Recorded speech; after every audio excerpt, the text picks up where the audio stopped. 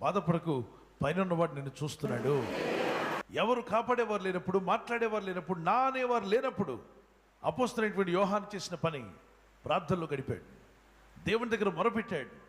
ప్రభువా, నా పరిస్థితి చూడమని వేడుకున్నాడు, కన్నీళ్లు కార్చాడు. ఈ ప్రార్థనకు ప్రభు జవాబుగా పరిశుద్ధాత్మ ఆయన మీద కుమ్మరించాడు. ఆత్మదేవుడు ఏ కొండల్లో ఉన్నా, ఏ లోయలో ఉన్నా, ఏ ప్రాంతంలో ఉన్నా, శత్రువుల చేతిలో ఉన్నా, ఒకవేళ చెరసాల్లో ఉన్న నీ యొద్దకు రాగల శక్తి పరిశుద్ధాత్మకుందని మత్తయి సువార్త 18వ అధ్యాయం 18-20 వరకు, ఎక్కడ 2-3 నా నామములో కూడి ఉందరో వారి మధ్యలోనే ఉంటానన్నాడు. మరి పద్మాస్ ద్వీపంలో 2 లేరు, 3 లేరు, ఒక్కడే ఉన్నాడు. ఒక్కడే ఉన్న దగ్గర ప్రభు ఉంటాడా, ఉండడా? ఎస్. ప్రార్థించే హృదయము, విశ్వాసం నీకు ఉన్నట్లయితే మొరపెట్టి ప్రార్థన చేయి.